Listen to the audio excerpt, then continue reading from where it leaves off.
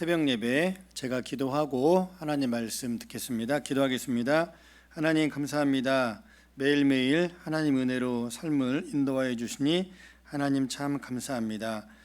하나님 복잡하고 어려운 시대를 우리가 살아가고 있습니다. 믿음으로 살게 하시고 또 하나님의 은혜로 살아갈 수 있는 넉넉한 힘을 베풀어 주옵소서. 이 시간 말씀하실 하나님 은혜를 기대합니다.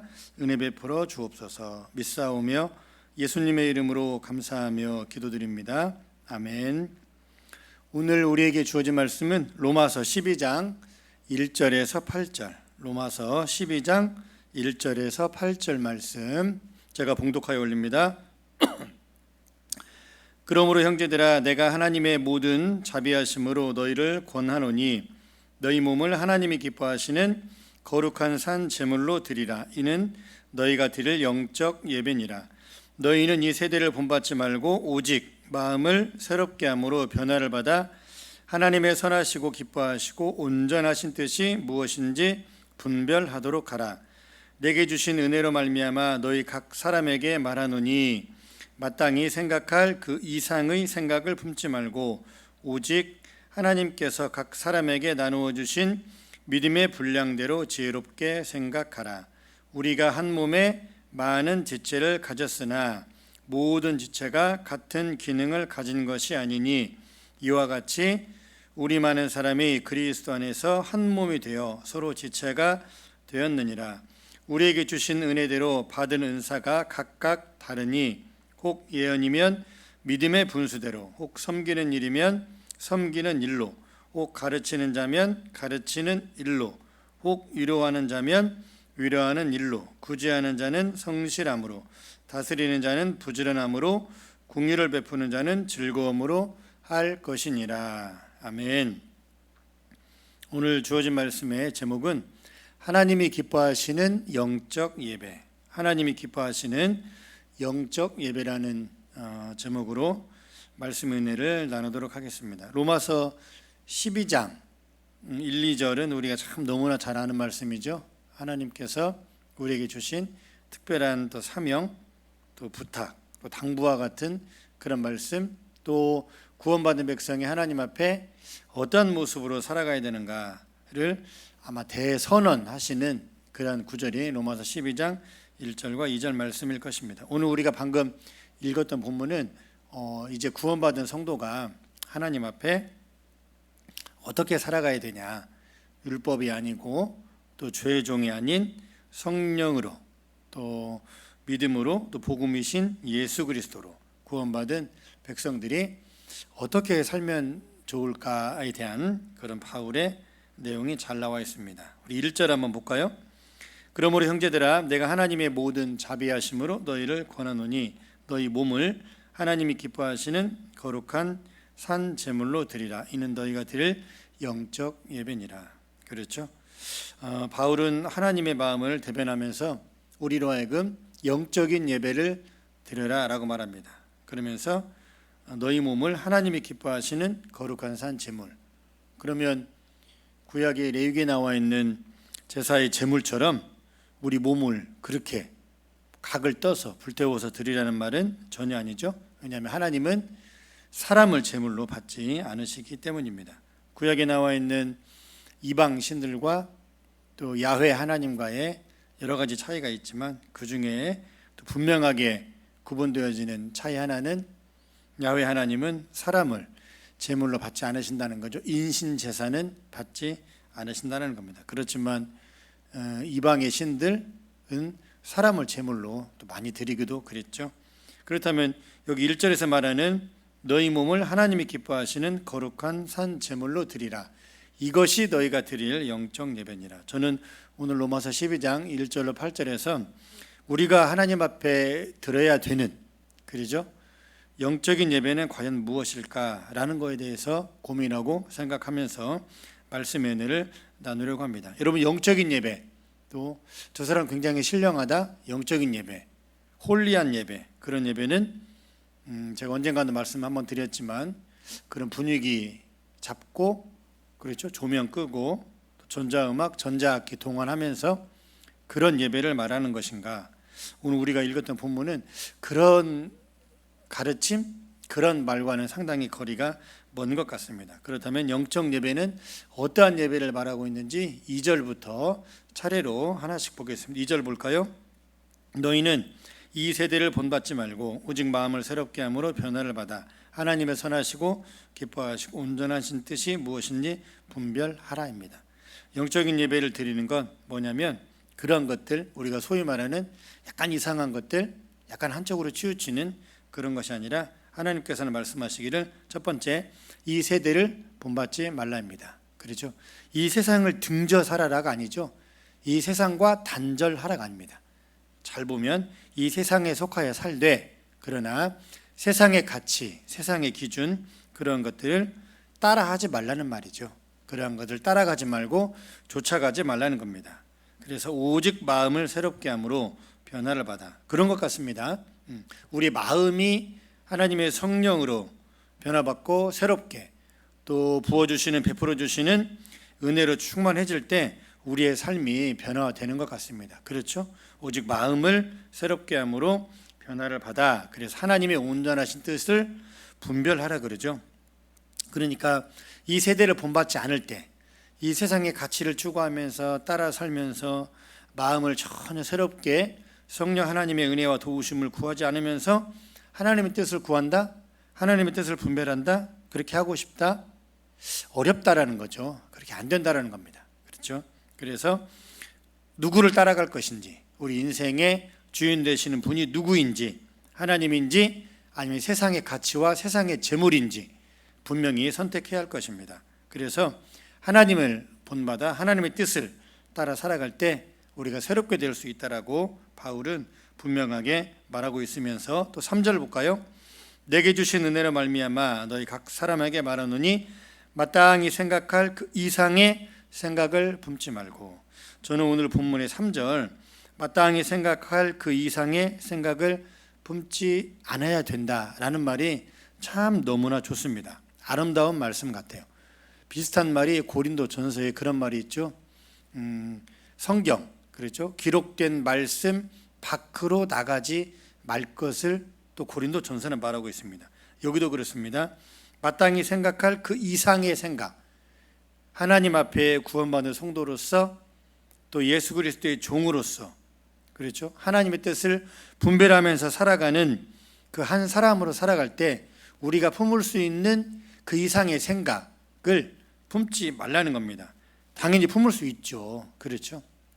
그러나 오늘 3절 말씀에서는 그 이상의 생각을 품으면 우리에게 그것이 여러분 죄가 된다는 겁니다.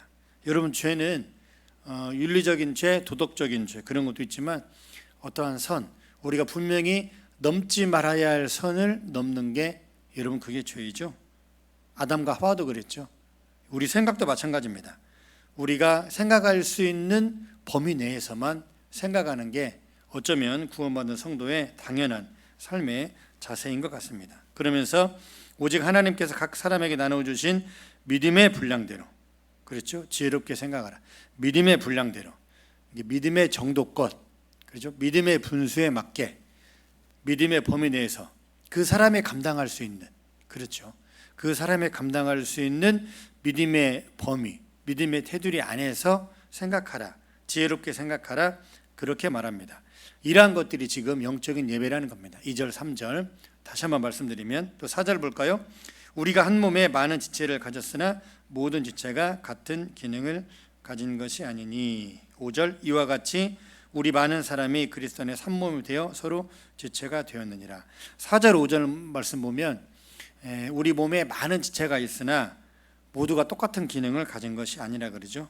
또 5절에 우리 많은 사람이 그리스도 안에 있지만 그리스도 안에, 그렇죠? In Christ, 그리스도 안에 많은 사람이 있지만 그런 사람들이 서로 다 똑같은 모습이 아니다라는 겁니다. 4절, 5절 말씀은 신앙 공동체, 교회 공동체 안에서의 여러분 통일성과 다양성입니다. 그렇죠? 다양성을 인정을 해야 됩니다. 보통 우리가 신앙 공동체를 위해서 기도할 때 뭐 건강한 공동체, 하나님이 보시는 아름다운 공동체 그러는데 여러분 공동체론의 핵심은 가장 중요한 것은 여러분 잘 들어보세요. 모두가 똑같은 생각, 똑같은 마음, 똑같은 모습 있는 사람, 그러한 사람들이 모인 공동체가 여러분 건강한 공동체일까요? 더 쉽게 말씀드려 보겠습니다.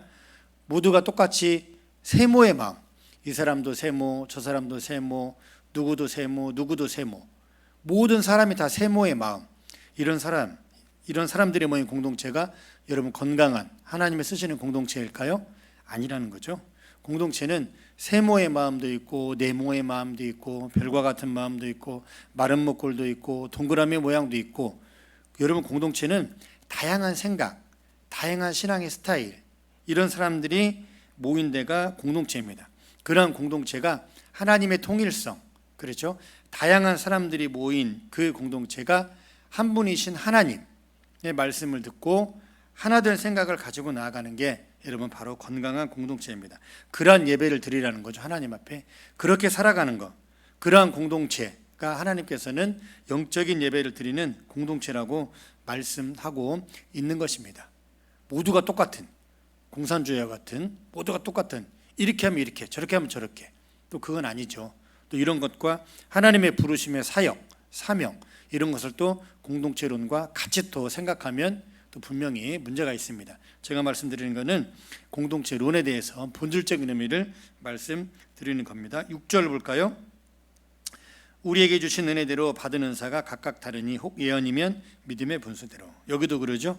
우리에게 주신 은혜가 다 다르다고 말합니다. 그래서 다 다른데 그 중에 예언이면 믿음의 분수대로. 믿음의 분수라는 것은 조금 전에 말씀드렸듯이 믿음의 정도권, 믿음의 범위 안에서 그 사람이 감당할 수 있는 믿음의 정도껏 하라는 겁니다. 여기서 말하는 예언이면 뭘까요? 우리는 보통 여기 성경에서 나오는 예언하면 그런 노스트라다무스처럼 미래에 어떤 거를 맞추는 그런 거를 혹시 떠오를 수 있는데, 여러분 그거 아닙니다. 오늘 본문에서 나오는 예언 이거는 뭐냐면 하나님의 말씀을 근거로, 하나님의 말씀 위에서 드리는 양육, 상담, 대화, 권면, 예배, 이러한 걸 말합니다. 그렇죠. 이러한 걸 말하는 것이지 어떠한 미래의 불특정한 한날을 맞추는 거 예언 전혀 아닙니다. 여기서 예언이면, 그러니까 좀 더 쉽게 말씀드리면 어떠한 실족에 있는 마음이 우울해 있고 위축되어 있는 한 성도를 또는 초신자를 신앙 오래 한 교회 리더가 상담한다고 생각해 보세요. 이제 막 예수가 누구인지 알아가고 예수를 통한 구원이 맞나 안 맞나 이런 단계에 있는, 그런 신앙의 단계에 있는 그런 새신자, 초신자에게 여러분 정말로 무거운 십자가와 같은 그러한 사역과 짐을 맡긴다고 생각해 보세요. 금방 쓸어 넘어집니다. 그러한 걸 말합니다. 하나님 말씀 위에서 상담, 권면, 대화, 양육 이런 걸 할 때 그 사람의 믿음의 분수대로, 그 사람의 믿음의 분량대로 권면하라는 겁니다. 아마 양육을 감당해 보신 분들, 또 많은 사람들을 상담해 보신 분들은 이 말이 무슨 말인가 금방 알 것 같습니다. 또 7절 보면 섬기는 일이면 섬기는 일로, 가르치는 자면 가르치는 일로. 8절 볼까요? 혹 위로하는 자면 위로하는 일로, 구제하는 자는 성실함으로, 다스리는 자는 부지런함으로, 궁유를 베푸는 자는 즐거움으로 할 것이라. 이러한 것들이, 여러분 이러한 것들이 영적인 예배라는 겁니다. 우리는 보통 하나님 앞에 드리는 예배는 참 잘합니다. 그렇죠. 하나님 앞에, 수직적인 하나님 앞에. 그런데 수평적인 관계는 참 많이들 어려워합니다. 오늘 본문에서 말하는 것은 그거를 말하는 겁니다. 하나님과의 수직적인 관계가 아니라 수평적인 관계, 즉 성도와의 관계입니다. 또 이웃과의 관계를 말합니다. 그런 사람들하고 할 때는 이렇게 하라는 거죠. 믿음의 분수대로, 구제하는 자는 성실함으로, 궁유를 베푸는 자는 즐거움으로.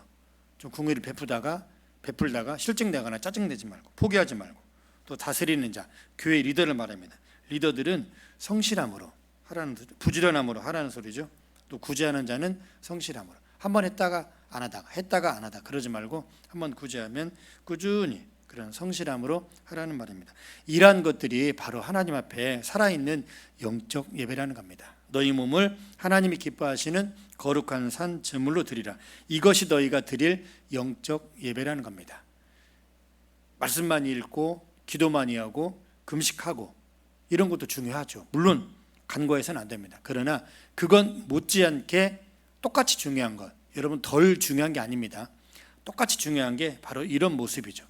교회 신앙생활, 성도와의 교제, 사람들과의 교제, 봉사, 사역, 구제, 나눔, 그렇죠? 이런 것들을 말합니다. 이런 것들이 바로 우리가 하나님 앞에 드릴 영적인 예배, 이 예배를 하나님은 기뻐하신다라는 것입니다. 바라옵기는 에덴에 속한 모든 성도들의 가정 또 삶이 이러한 모습이면 참 좋겠습니다. 위에 계신 하나님께는 기본적으로 당연히 잘 예배하고 성도들끼리 지금은 우리가 코로나 때문에 자주 잘 대면해서 만나지는 못하지만 그러나 이런 날이 여러분 영원하겠습니까? 언젠가 우리가 또 다시 만날 때도 있기 때문에 지금 여러분 처해 있는 가정에서 가족들끼리 또 여러분이 한 번씩 교제하는 여러분의 사랑방 식구들 또 여러분의 이웃 사람들 사업처를 가지신 분들은 그런 직원들 할 때 이렇게 대하라는 소리입니다. 하나님의 마음으로. 그래서 이런 것들이 바로 영적인 예배라는 거죠. 이런 건물 안에 교회 안에서만 드리는 게 예배가 아닙니다. 우리 예배는 우리의 삶의 자리에서도 아름답게 이루어져야 합니다. 그러한 예배를 드리시는 여러분 모두의 삶이 되기를 소망하고 오늘 목요일 하루 살아갈 때 이러한 크신 하나님 은혜 가운데 충만한 삶이 되시기를 우리 주님의 이름으로 진심으로 축원합니다. 아멘. 제가 기도합니다. 살아계신 하나님, 하나님께서는 이 시간 오늘 우리를 통해서 영적인 예배를 받기를 원하십니다. 코로나 시대에 답답하고 참으로 복잡한 시대를 살아가지만 우리가 드릴 것이 하나도 없다, 신앙할 것이 없다, 온라인 예배밖에 없다 이렇게 생각하지 말고 나에게 주어진 가족들, 내 이웃들, 내가 만나는 사람들에게 나를 통해서 하나님의 증거되고 나를 통해서 예수의 복음의 증거될 수 있는 그러한 영적인 예배, 영적인 삶을 살아갈 수 있도록 하나님 인도하여 주옵소서. 우리는 그리스도 안에서 하나이면서 동시에 많은 은사를 가진 다양한 지체입니다. 서로를 인정하게 하시고 서로를 중보하며 하나님 나라와 하나님의 교회를 아름답게 세워가는 에덴의 모든 성도들이 될 수 있도록 인도하여 주옵소서. 그렇게 은혜 베푸실 하나님을 찬양하며 예수님의 이름으로 감사하며 기도드립니다. 아멘. 주님 보좌 앞에 나가 참된 안식과 기쁨 나누리겠네. 경배하며 주의 얼굴 구할 때 신실하신 주님 찬양해.